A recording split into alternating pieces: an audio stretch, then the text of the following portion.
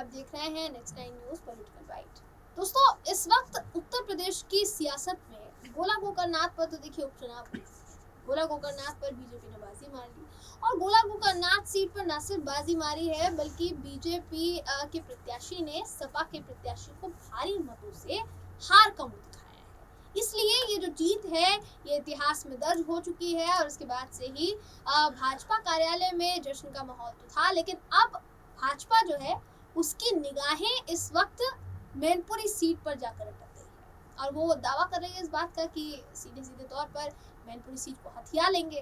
अखिलेश यादव जिस पर अपना लाल टोपी का परचम लहराने का प्रयास कर रहे हैं या ख्वाब देख रहे हैं, उनके ख्वाब को चकनाचूर करने की जिम्मेदारी हमारी है, ये भाजपा का दावा यहाँ लगातार सामने आ रहा है। लेकिन देखिए, भाजपा इस सीट से कितनी अपनी जो दावेदारी है उसको कायम रख पाएगी, कितना साबित कर पाएगी खुद को, ये सबसे बड़ा सवाल यहाँ खड़ा हो रहा है।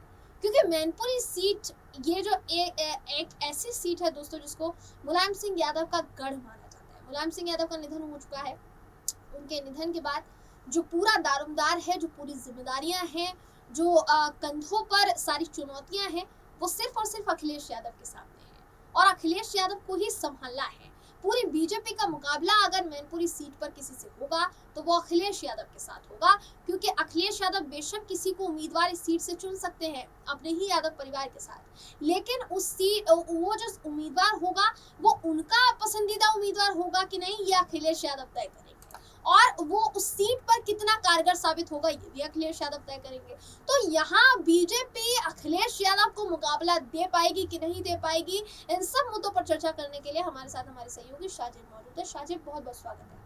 शाजिब, देखिए, यहाँ मैनपुरी सीट को लेकर चर्चा शुरू हो गई है क्योंकि मैनपुरी सीट पर उपचुनाव होने हैं, 5 दिसंबर को उपचुनाव होने हैं। मैनपुरी के साथ साथ रामपुर सीट पर भी उपचुनाव होने हैं, जो कि आजम खान के जेल जाने के बाद अब इस वक्त उनकी विधायकी रद्द होने के बाद खाली हो चुकी है और अब उस सीट पर उपचुनाव होने हैं। तो यहाँ बात सबसे पहले करेंगे मैनपुरी सीट की। मैनपुरी सीट पर इस वक्त अखिलेश यादव अपना पूरा दावा ठोक रहे हैं और सपा को पूरी उम्मीद है कि यहाँ अखिलेश यादव के अलावा बीजेपी पैर भी नहीं रख सकती है, क्योंकि मुलायम सिंह यादव का गढ़ है और मुलायम सिंह यादव के जाने के बाद जो भी भरोसा कायम है यहाँ के लोगों का वो अखिलेश यादव पर ही है। तो यहाँ आपको क्या लगता है, अगर बीजेपी सेंधमारी करेगी तो क्या वहाँ के लोगों का भरोसा अखिलेश से डगमगाएगा या फिर नहीं? हमारे दर्शकों को जी बिल्कुल, देखिए, अगर पुराने आंकड़ों को अगर देखते हुए बात किया जाए जयंती, तो भले ही मैनपुरी से हमेशा से मुलायम सिंह यादव जीतते हुए आए हैं, लेकिन अब मुलायम सिंह यादव का वोट बैंक जो है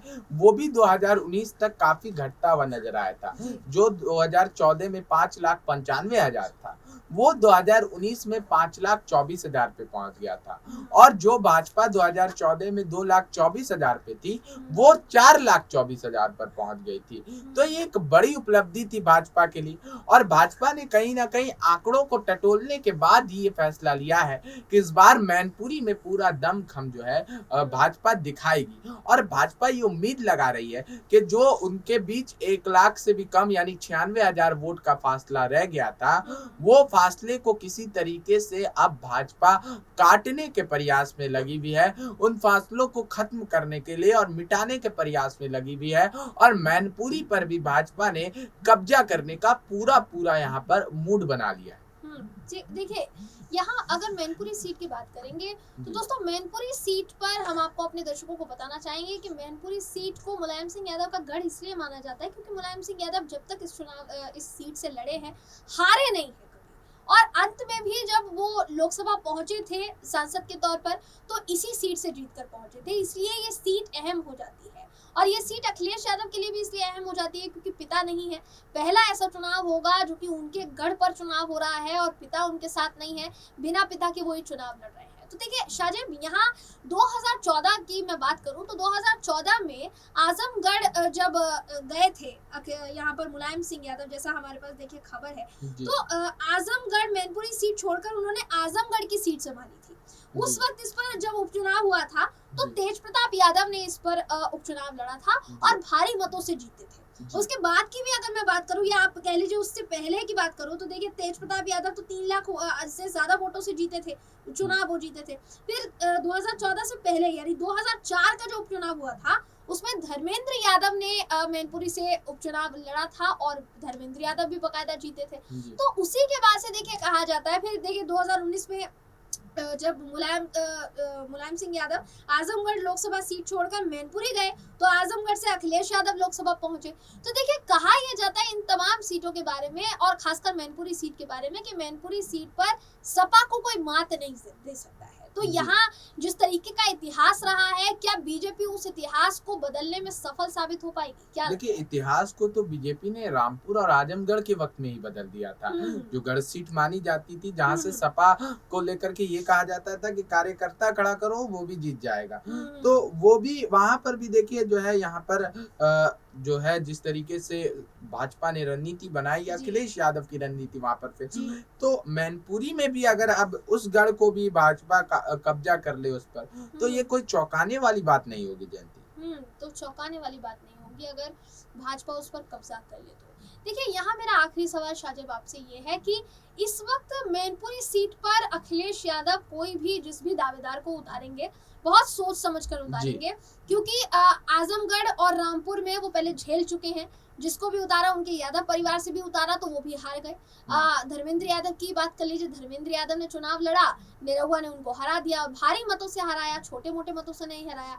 तो यहाँ वो किस पर भरोसा जता सकते हैं? कौन सा ऐसा उम्मीदवार सपा में आपको ऐसा नजर आ रहा है 4 उम्मीदवारों में से? क्योंकि देखिए धर्मेंद्र यादव, तेज प्रताप सिंह यादव माफ कीजिएगा, डिम्पल यादव और यहाँ शिवपाल यादव को लेकर भी चर्चा थी। हालांकि शिवपाल यादव को कहीं ना कहीं साइडलाइन किया जा रहा है। तो आपको क्या लगता है यहाँ चारों दावेदारों में से सबसे ज्यादा पसंदीदा या सबसे ज्यादा भरोसेमंद दावेदार अखिलेश यादव का कौन होगा? क्या लगता है? देखिए सबसे ज्यादा पसंदीदा दावेदार की अगर आप बात करेंगे जयंती, तो वो फिलहाल अभी जो है अखिलेश यादव की सबसे पसंदीदा दावेदार यहाँ पर तेज प्रताप सिंह यादव, क्योंकि वो पहले से भी वहाँ का नेतृत्व कर चुके हैं उस लोकसभा का, मैनपुरी का। इस वजह से अखिलेश यादव उन पर उम्मीद और भरोसा जो है वो जता सकते हैं। लेकिन शिवपाल यादव को देखिए कि शिवपाल यादव जिस तरीके से उनको लेकर के चर्चा थी, तो आप शिवपाल यादव भी नहीं चाहते कि वहां वो चुनाव लड़े, वहां पर वो जो है अखिलेश यादव के साथ अब बगावती तेवर जो है दिखाए या बगावती रूप जो है वो इख्तियार करे। तो ये बात अब नहीं चाहते शिवपाल यादव भी, तो शिवपाल यादव का भी नाम दरकिनार है। और अब देखिए कि चर्चा थी यहाँ पर तेज प्रताप धर्मेंद्र यादव पर अब भरोसा नहीं करेंगे, क्योंकि धर्मेंद्र यादव ने के वजह से वहां पर देखिए, वजह तो नहीं कह सकते, आजमगढ़ सीट धर्मेंद्र यादव हार गए तो उनको लेकर के भी कॉन्फिडेंस काफी ज्यादा डाउन। अब एक पत्ता जो है वो तेज प्रताप सिंह यादव ही बचता है। इस वजह से अखिलेश यादव उस पर यकीन करेंगे और अटकलें और कयास बिल्कुल सटीक भी माने जा रहे हैं जयंती। तो अटकलें और कयास सटीक माने जा रहे हैं कि किस पर भरोसा करेंगे अखिलेश यादव यहाँ पर। हालांकि देखिए ये तो समय ही डिसाइड करेगा कि किस पर वो भरोसा करेंगे, किसको उतारेंगे, क्योंकि यहाँ एक फैसला मैनपुरी सीट का इतिहास बदल देगा, एक फैसला यादव परिवार में फूट डलवा सकता है, एक फैसला समाजवादी पार्टी का करियर खराब कर सकता है, क्योंकि मैनपुरी सीट समाजवादी पार्टी की नाक है। अगर ये सीट भाजपा के खाते में गई तो आगे आने वाले और चुनावों में सपा को और तगड़े झटके लग सकते हैं। हालांकि ये होता है कि नहीं, ये आगे देखना होगा। बहरहाल इस खबर पर आपकी राय क्या है कमेंट करके जरूर बताइएगा। वीडियो अगर आपको पसंद आया हो तो वीडियो को लाइक और शेयर करना ना भूलें। फिर मुलाकात होगी आपसे किसी ऐसी ही खबर के साथ, तब तक के लिए नमस्कार।